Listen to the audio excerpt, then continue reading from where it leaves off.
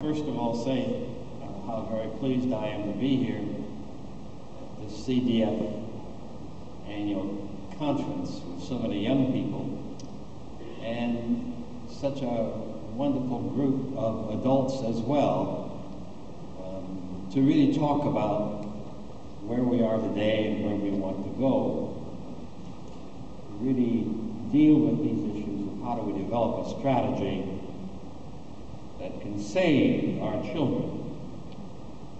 And I do happen to believe very firmly that as a nation, we need a new set of priorities and a new set of understanding about ourselves, without which we're going to probably continue the disastrous course that people like Congressman Ryan of Virginia would take us on. I want to lift up for a moment the fact that progress and change did take place in the United States in the 60s and 70s. And I like to call that the Second American Revolution, because it was a broad field of agitation that we now call the Civil Rights Movement that helped to shift the United States in a substantial fashion, and in fact to change in many ways the face of the United States.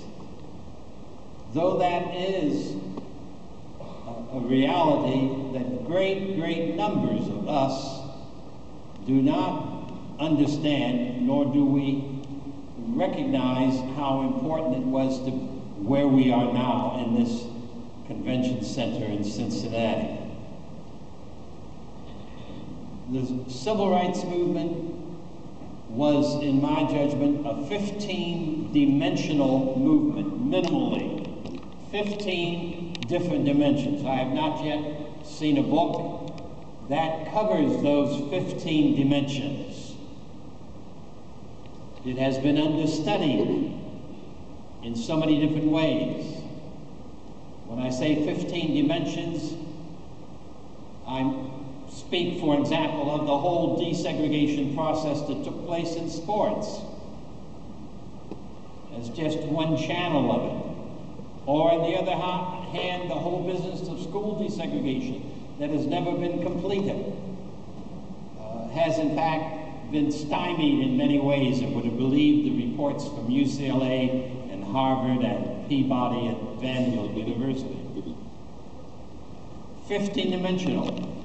But the thing I want to insist helped to change the mind of America in many ways was the direct action, the direct nonviolent action dimension of the Civil Rights Movement, also understudied.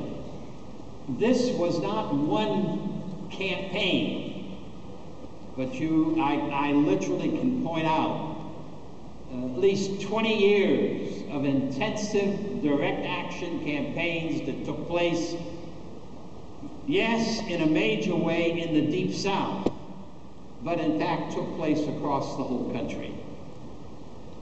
Beginning with the Montgomery bus boycott, 1955-57. One of the most important aspects of that bus boycott was this: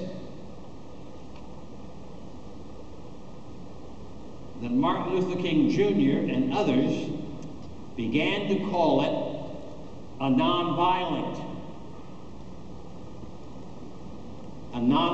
campaign to create change.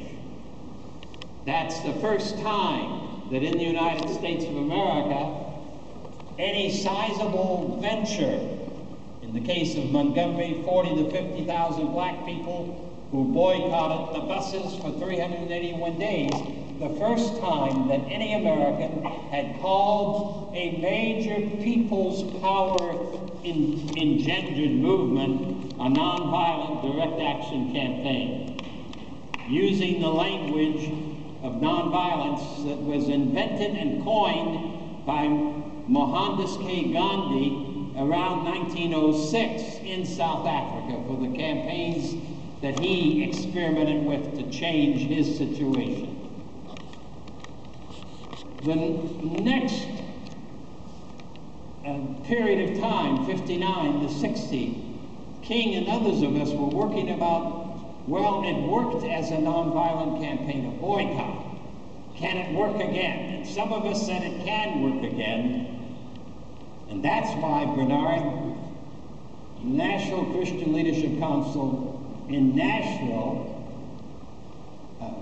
of which I was a member, decided we were going to desegregate downtown Nashville, putting the onus on the center of power in that wonderful city. There then, 1962, the Albany movement. So every year, we were beginning to understand a little bit of what we were doing in devising these nonviolent campaigns. By the time that Martin Luther King Jr. was assassinated, I preferred the term crucified. Well, what that period of time did do was it created a power in the United States that no one anticipated. The power of people who put on the agenda of the country, especially on the agenda of Washington, D.C. and the presidents and Congress, that a change was necessary if the United States would be true, in Martin King's words, to its own promise and to its own possibilities. So there was a massive shift. Millions of people across the country from every walk of life told their congresspeople, told the president, it's time for us to face this issue and make changes. And so John Kennedy, then Lyndon Johnson, and Congresses passed the most people-oriented legislation that the nation has ever experienced. A head start came out of that. The last effort to reform immigration policies that were racist came out of that in 1865. The anti-poverty program that said federal money can be used by people, non-governmental organizations locally to solve some of their own problems along with local government and the national government. It shifted the way in which the United States had operated in many ways. So progress and change were made in a decisive fashion, but we never got to the structures of power in the United States that still need healing. Progress was made. But I want to say then that as change came about, racist America said, we will never give up.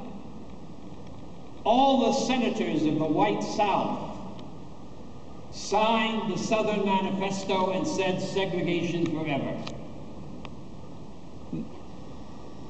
In northern parts of our country, foundations like the Pioneer Foundation took new hope and began to work insidiously to see to it that, in fact, racism would be preserved in various places.